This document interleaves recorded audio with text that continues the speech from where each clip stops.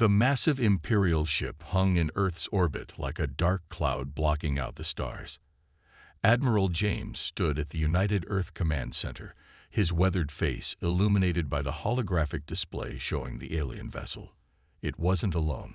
Hundreds of smaller ships surrounded it, a show of force meant to intimidate. "They really think this will scare us?"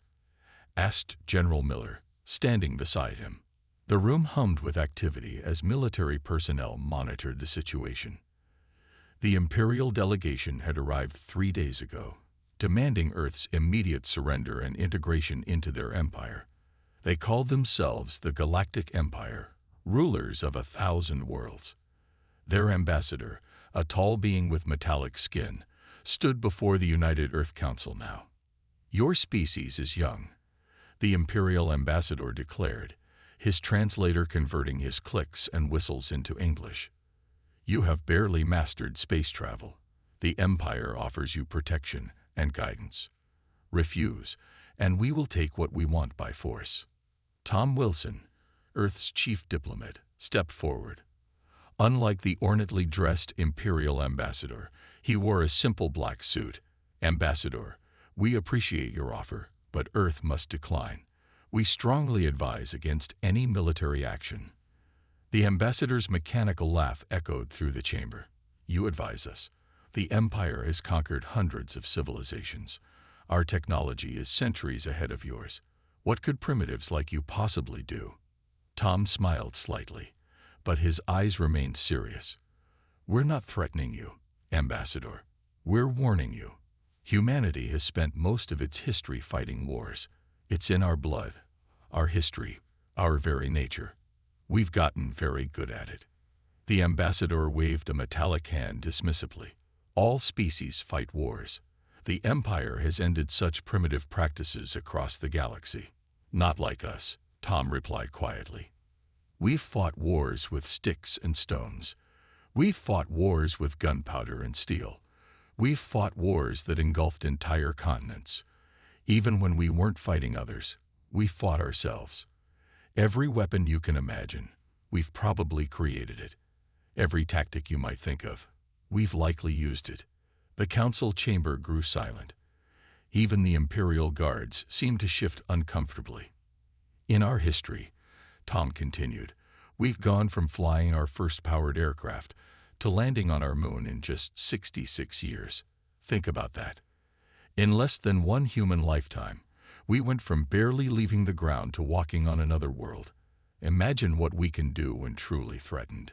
The ambassador's metallic features showed no emotion, but his voice carried a hint of annoyance. "Your primitive achievements mean nothing. The Empire's patience grows thin. You have one Earth day to reconsider." As the Imperial delegation turned to leave, Tom called out one last time. "Ambassador, please, take this message back to your leaders.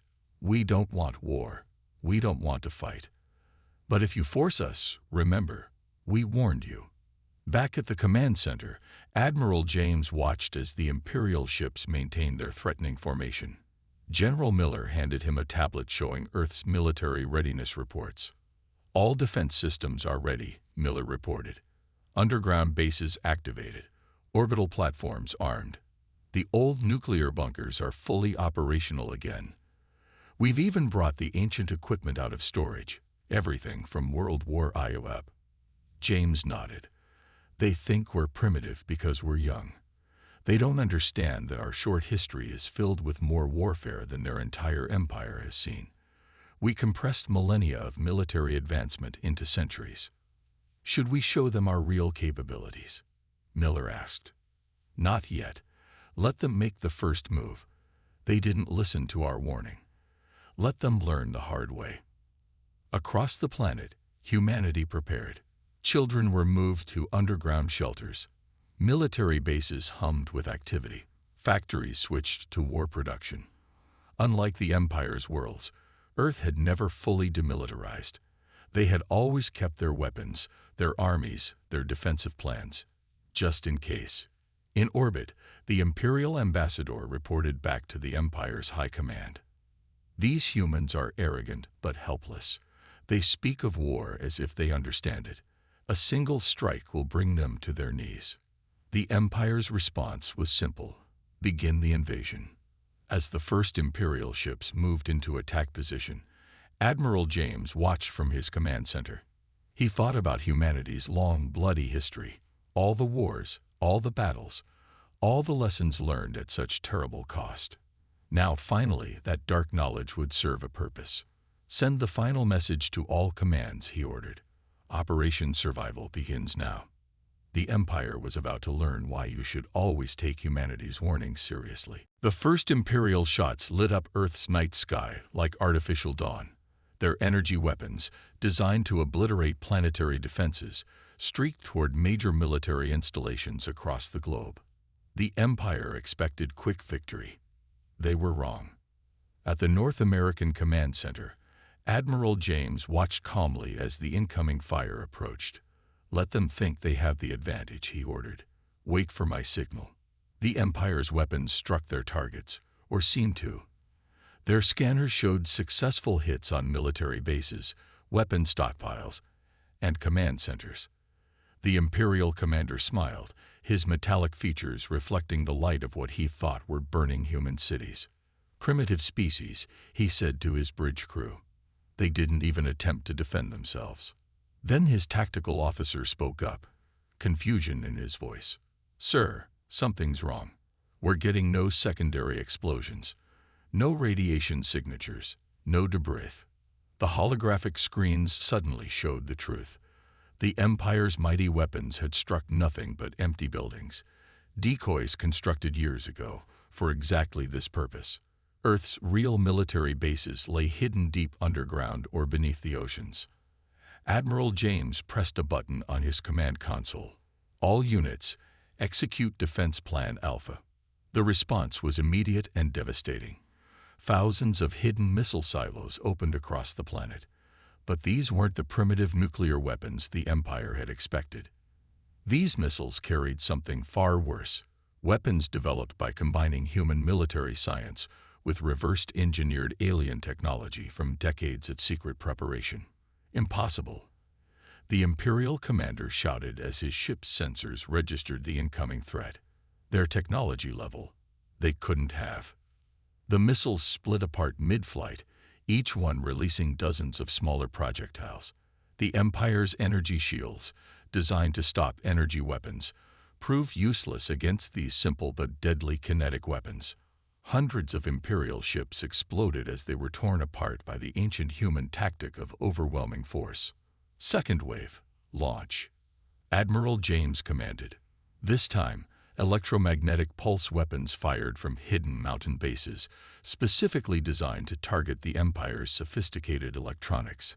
Entire squadrons of Imperial fighters dropped from the sky, their systems fried. The Imperial commander frantically ordered his remaining ships to regroup. How are they doing this? Their weapons shouldn't be this advanced. On Earth, General Miller smiled grimly as he watched the Empire's formations break apart. They never understood, he said to his staff. We didn't just prepare for the weapons we knew about. We prepared for everything we could imagine.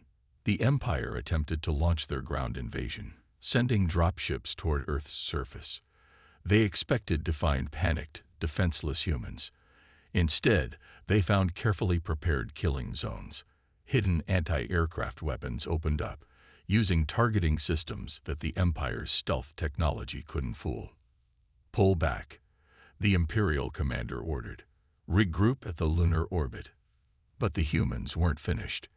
As the Empire's ships retreated, they discovered another surprise. The dark side of the moon, which they hadn't bothered to scan carefully, housed human military bases and weapon platforms. A new wave of attacks caught the retreating ships in a deadly crossfire. Status report, Admiral James demanded. Enemy fleet is in disarray, his tactical officer reported. They've lost 40% of their ships. The rest are falling back to Mars orbit. The Admiral nodded. Send the message. Across all frequencies in every language the Empire used, Earth broadcast a simple communication. This was just our defensive capability. Retreat now or discover our offensive weapons. In his flagship, now damaged and retreating, the Imperial commander received an urgent message from the Empire's High Command. "How have you failed against these primitives?" His response was shaky. "They're not primitives. They're monsters. They've been preparing for war since before they knew we existed. Every weapon we thought would surprise them, they had already prepared for. Every tactic we planned to use, they had already developed countermeasures against." On Earth, Admiral James and General Miller watched the Imperial fleet retreat. "They'll be back," Miller said, "with a bigger fleet." "Good," James replied, "because now we know what they can do, and we're just getting started. Activate all shipyards. Begin production of our warships. It's time to show them why humanity spent centuries preparing for this day." The first battle was over. The real war was about to begin. The Imperial fleet returned after 2 weeks, just as Earth's military leaders had predicted. This time, they'd brought 3 times as many ships. But humanity was ready with a different strategy. Launch Operation Ghost. Admiral James commanded from the new Mobile Command Center beneath the Pacific Ocean. Across Earth's orbit, hundreds of small, dark ships detached from hidden stations. Each was barely larger than an old Earth fighter jet, carrying only 2 crew members. The Imperial commander laughed when his sensors detected the tiny vessels. "They send toys against our battleships. This is their response." Then the small ships disappeared from Imperial sensors. "Find them," the commander ordered, but his crew couldn't. The human vessels used a completely new kind of stealth technology, based on a simple principle the Empire had never considered. They didn't try to hide their presence. They made themselves look like space debris. The first Imperial ship exploded without warning. Then another, and another. The small human ships would appear close to their targets, fire their weapons, simple but powerful railguns that shot metal projectiles at incredible speeds, then vanish again among the actual debris floating in orbit. "This is impossible." The Imperial commander raged. "They're using primitive projectile weapons. How are they defeating our shields?"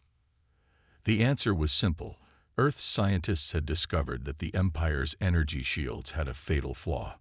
They were designed to stop energy weapons and large objects, but couldn't react fast enough to small, super-speed projectiles. "Delta Squadron, strike their flagship," Admiral James ordered. "Beta Squadron, target their support ships."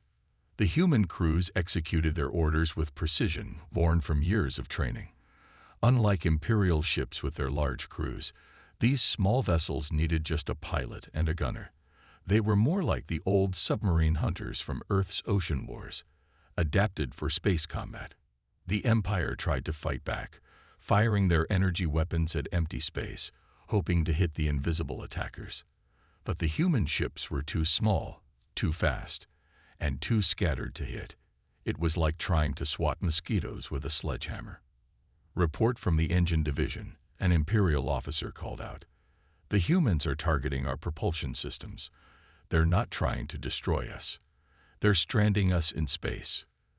This was humanity's real strategy. Destroying the Imperial ships would waste potential resources. Instead, they systematically disabled the vessels, leaving them floating helplessly in space.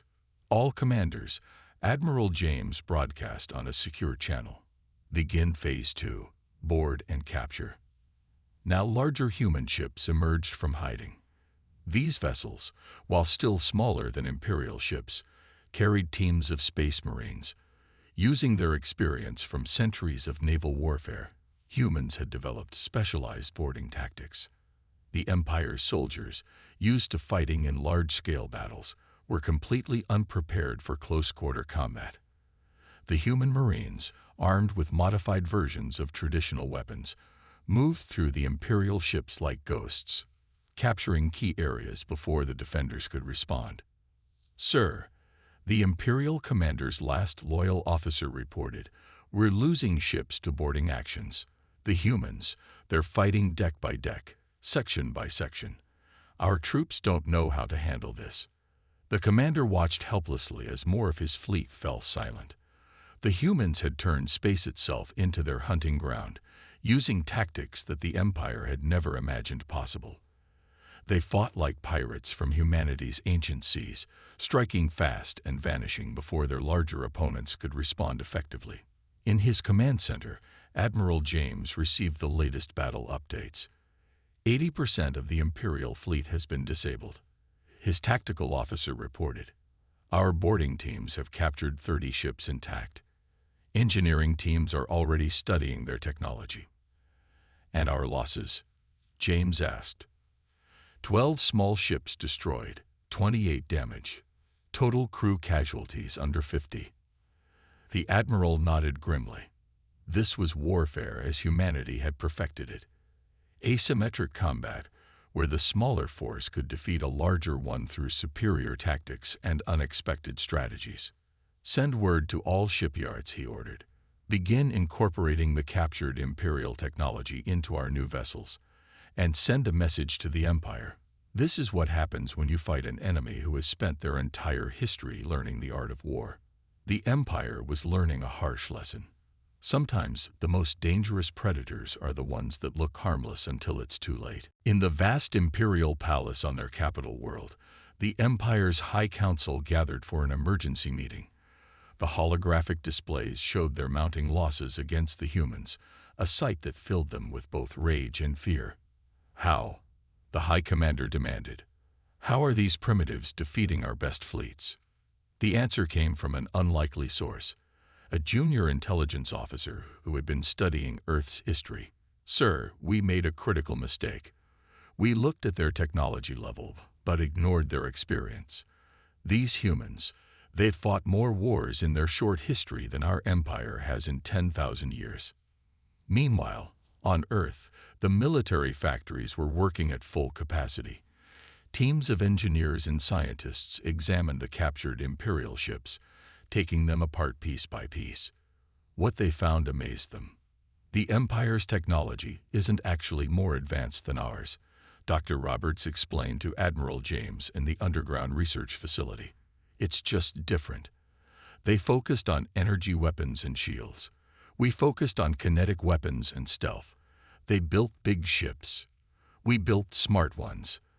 The Admiral watched as human workers retrofit a captured Imperial cruiser with Earth's weapon systems. "How long until we can mass-produce hybrid ships?" "We already are," Dr. Roberts smiled.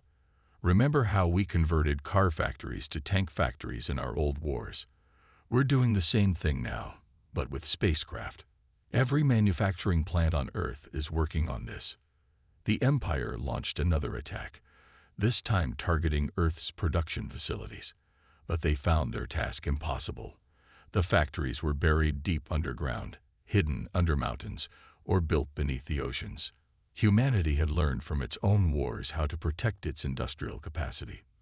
"Sir," an Imperial officer reported in panic, "the humans are launching new ships. They're using our own technology against us." The new human vessels combined the best of both worlds, Imperial power systems and human weapon designs. They were smaller than Imperial ships, but more heavily armed. Where Imperial ships needed hundreds of crew members, these hybrid vessels operated with just dozens, leaving more room for weapons and armor. "All ships, execute Battle Plan Echo," Admiral James commanded. The human fleet moved in perfect coordination, another skill learned from centuries of warfare. Unlike the Empire's rigid battle formations, human ships flowed like water, adapting their tactics moment by moment. The Imperial fleet found itself facing an enemy that seemed to evolve with every encounter. Human ships now carried both energy weapons and kinetic guns. Their shields could stop both types of attacks. They had taken the Empire's strengths and combined them with their own. "This is unprecedented," the High Commander admitted to his council. "No species has ever adapted so quickly. They're learning faster than we can develop new strategies." On Earth, the progress continued. Shipyards that had once built ocean-going vessels now produced spacecraft. Aircraft factories manufactured space fighters. Even the old nuclear missile silos were converted to launch bays for the new hybrid warships. "We've cracked their communication codes," General Miller reported to Admiral James. "Their commanders are getting desperate. They've never faced an enemy that could match their technology so quickly." "Send the order," James commanded. "Begin Phase 4. Across Earth, a new wave of ships launched. These vessels were different. They carried massive electromagnetic pulse weapons designed specifically to disable Imperial technology. The Empire had never developed countermeasures because they'd never needed to, until now. The Imperial fleet's sensors went dark as the EMP waves washed over them. Their shields flickered and died. Their weapons lost power. In the confusion, human ships struck from every direction. "Full retreat," the Imperial commander ordered. "Back to the capital. We need to completely rethink our strategy." As the Empire's ships fled, Admiral James received the latest production reports. Earth was now manufacturing ships faster than the Empire could destroy them. More importantly, each new vessel incorporated improvements based on battle experience. "Send word to all commands," he ordered. "The defensive phase is over. Prepare for counterattack." Humanity had done what it did best: adapt, overcome, and prepare to take the fight to the enemy. The Empire was about to learn another hard lesson. Never give humans time to study your weaknesses. The war was entering a new phase, and Earth was ready to show the galaxy why humans had survived countless wars on their own world. The hunters were about to become the hunted. On the Imperial capital world, fear had replaced confidence. The High Council watched recordings of human attacks, trying to understand their enemy's mindset. They saw Imperial soldiers fleeing from human marines, ships being disabled by weapons they couldn't detect, and tactics they had never imagined. "Play that battle sequence again," ordered the High Commander. The hologram showed a small group of human soldiers taking control of an Imperial battleship. Their movements were precise, methodical, and terrifyingly efficient. "We found something disturbing in their historical records," the intelligence officer reported. "These humans have developed thousands of different fighting styles. They've written countless books about warfare. They even create simulations of war for entertainment." Meanwhile, Earth's military leaders implemented their next strategy. Admiral James stood before a wall of screens, each showing different aspects of their psychological warfare campaign. "The Empire thinks in straight lines," he explained to his officers. "Attack, defend, retreat. But we know war is fought in the mind as much as on the battlefield." Across Imperial space, strange transmissions began interrupting their communications. Stories of human victories, images of captured Imperial ships, and most effectively, recordings of Imperial soldiers surrendering. "Their troops are losing confidence," General Miller reported.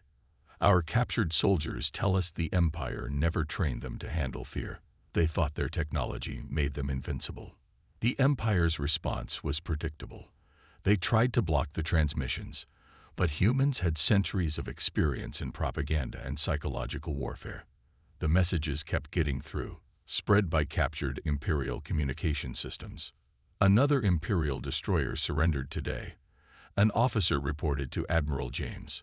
"Their crew had heard about how we treat prisoners, with respect, following rules of war that we've developed over centuries. They chose captivity over death. This was humanity's secret weapon, their understanding of fear, courage, and the psychology of conflict. While the Empire saw war as a simple exercise of power, humans knew it was a complex dance of minds and emotions." "Look at this," Dr. Roberts showed Admiral James a captured Imperial training manual. "They teach their soldiers that victory is guaranteed by superior technology. They never prepared them for an enemy who could match and exceed their capabilities." The Empire tried to rally their forces, but the damage was done. Their soldiers had lost faith in their invincibility. Some began questioning why they were fighting. The human psychological tactics had planted seeds of doubt throughout the Imperial military. "Sir," an Imperial officer reported to his commander, "the humans, they're broadcasting offers of amnesty to our colonies. They're promising independence from the Empire. Some worlds are listening." This was another lesson from Earth's history: divide and conquer. While the Empire thought in terms of total victory or defeat, humans understood the power of diplomatic warfare alongside military action. Their entire society is built around conflict resolution, the intelligence officer explained to the High Council. They fight wars, but they also know how to end them. They can be brutal enemies or generous victors. This flexibility, we never prepared for it. Admiral James reviewed reports from the front lines. Imperial soldiers were becoming hesitant to engage human forces. Some ships would retreat at the first sign of Earth's vessels. The psychological victory was as important as the military one. Send the next message to all Imperial frequencies, he ordered.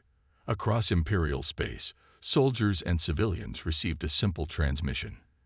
The Empire told you humans were primitive. Now you've seen our true strength, but you've also seen our mercy. Choose wisely. In the Imperial Palace, the High Commander received increasingly desperate reports. Their sophisticated empire was being undone not just by human weapons, but by human understanding of warfare itself. These humans, he admitted to his council, they don't just know how to fight wars.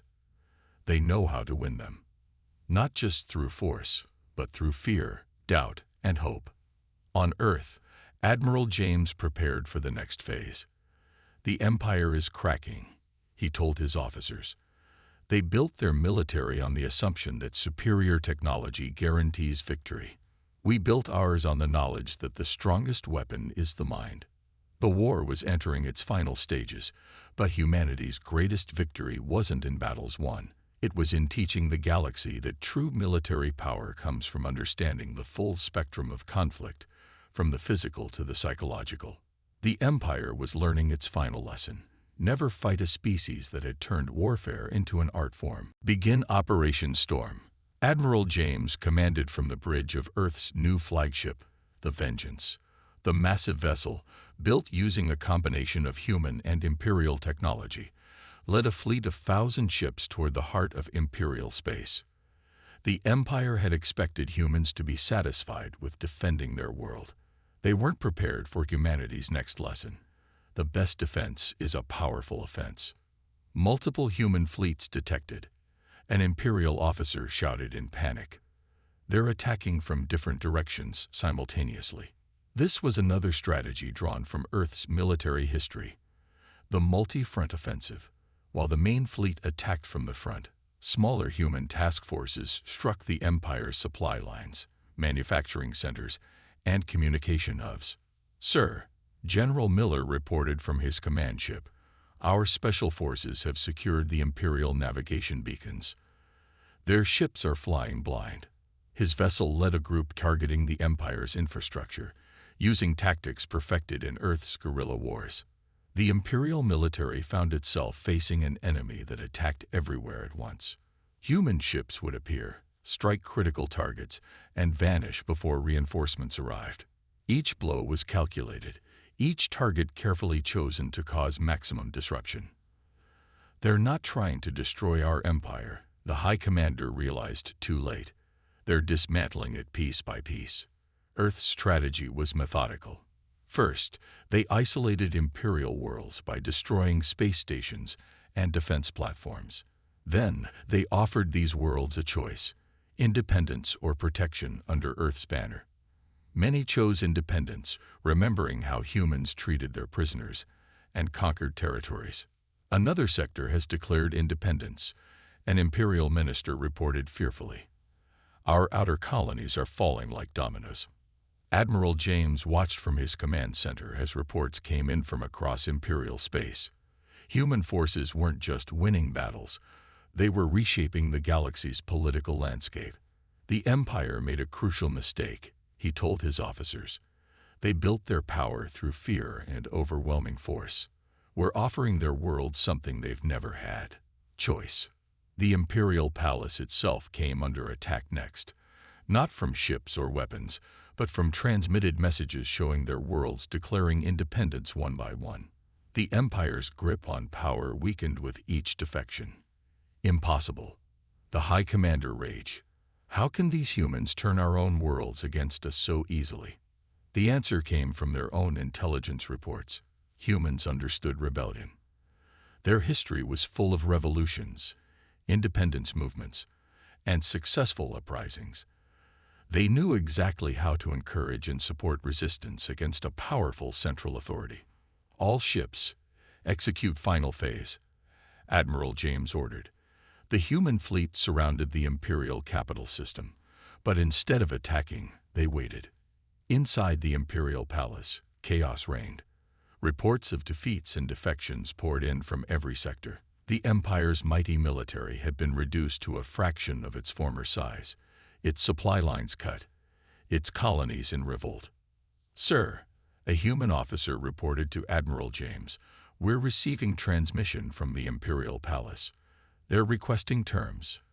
This was humanity's masterstroke, not just defeating the Empire militarily, but forcing them to admit defeat publicly. The psychological impact would reshape galactic politics for generations. "Send our terms," James commanded. "They can surrender and retain control of their homeworld, or we can continue our campaign." The Empire, facing total collapse, had no choice. Their arrogance had led them to attack humanity without understanding their enemy. Now they paid the price. "Terms accepted," the High Commander transmitted, his voice heavy with defeat. The Empire surrenders to Earth. Across human ships, crews celebrated. Not just victory, but vindication. They had proved that humanity's hard-earned military knowledge, accumulated through centuries of conflict, could overcome even a galactic empire's technological advantages. "Send word to Earth," Admiral James ordered. "The war is over. Operation Storm is complete." The Empire had learned its final military lesson. Never underestimate an enemy who has spent their entire history preparing for war, even when they didn't know who they would be fighting. In the century that followed, humanity would help reshape the galaxy. The former imperial worlds, now independent, looked to Earth for leadership and protection. The Empire's fall marked the rise of a new era, one where humanity's understanding of war would help maintain peace across the stars. The species that had been dismissed as primitives had become the galaxy's greatest military power, not through superior technology, but through superior understanding of warfare itself. 1 year after the Empire's surrender, representatives from 100 formerly imperial worlds gathered on Earth. The meeting took place in the same chamber where the Imperial ambassador had once threatened humanity. The irony wasn't lost on anyone present. Admiral James, now leading Earth's new Galactic Defense Force, stood before the assembled delegates. Gray had crept into his hair during the war, but his eyes remained sharp and alert. "The war is over," he announced, "but our real work is just beginning. Earth didn't fight to create a new empire. We fought to ensure freedom and peace in the galaxy." Around the chamber, delegates from various species listened intently. Many had been enemies just months ago. Now they looked to humanity not with fear, but with respect and curiosity. "We've studied your history," a delegate from a former imperial world spoke up. "Your species spent thousands of years fighting amongst yourselves, yet you managed to unite when threatened." "How?" General Miller, standing beside James, answered. "Because we learned that true strength comes from working together. Every war we fought taught us that victory means nothing if you can't maintain peace afterward." Earth had spent the months following the Empire's surrender helping rebuild damaged worlds, sharing technology, and teaching other species how to defend themselves. It was a strategy drawn from humanity's post-war experiences. "The Imperial archives were wrong about humans," another delegate admitted. "They called you primitives because you were young. They didn't understand that your constant conflicts forced you to evolve faster than any other species." In orbit above Earth, the former Imperial flagship now served as a museum. Visitors from across the galaxy came to see how a supposedly primitive species had defeated the mighty Empire. The ship's halls contained displays showing human military history, from ancient battles to modern space warfare. "Our biggest advantage," Dr. Roberts explained to a group of alien scientists, wasn't our weapons or tactics. It was our ability to learn from every conflict, to adapt, and to understand that war is about more than just fighting. The Empire's former capital had become a shadow of itself, not through destruction, but through abandonment. As their subject worlds gained independence, the Empire's power had simply faded away. Report from the former Imperial worlds. An officer informed Admiral James. The last Imperial holdouts have surrendered. The galaxy is officially at peace. This peace was different from the Empire's enforced order. It was built on mutual respect and understanding, maintained by a coalition of worlds who had learned humanity's most important lesson. The strongest alliances are built by choice, not force. We've received another dozen requests for military training, General Miller reported. Other species want to learn our defensive strategies. Earth had become the galaxy's teacher, sharing not just military knowledge, but lessons about diplomacy, governance, and conflict resolution. Humanity's history of warfare had paradoxically made them experts in maintaining peace. In the former Imperial Palace, now a Galactic Council chamber, the High Commander's successor met with human diplomats. "We never understood," he admitted. "We thought our age made us wise, our technology made us powerful. You showed us that true wisdom comes from learning from every experience, every failure, every victory." Admiral James stood at his office window, looking out at the stars. Ships from dozens of worlds moved peacefully through Earth's space, carrying traders, diplomats, and tourists. The galaxy had transformed from a place of rigid imperial control to one of dynamic cooperation. "Final report from the reconstruction teams," his aide announced. "The last war-damaged world has been rebuilt. The new defense networks are operational. The galaxy is secure." This was humanity's greatest achievement, not just winning the war, but building a lasting peace. They had taken the lessons learned from centuries of conflict and used them to prevent future wars. "Send word to all worlds," James ordered. "The Galactic Defense Force is fully operational. Any species seeking to dominate others by force will face the combined strength of all our worlds." The Empire's attempt to conquer Earth had led to their own downfall, but it had also created something new. A galaxy where different species work together, sharing knowledge and resources, united by their respect for humanity's hard-earned wisdom. The primitive species that had warned the Empire to run had become the galaxy's guardians, teaching others that true power comes not from conquest, but from understanding both war and peace. Humanity's journey from a single world to galactic peacekeepers was complete, proving that sometimes the best warriors make the wisest teachers.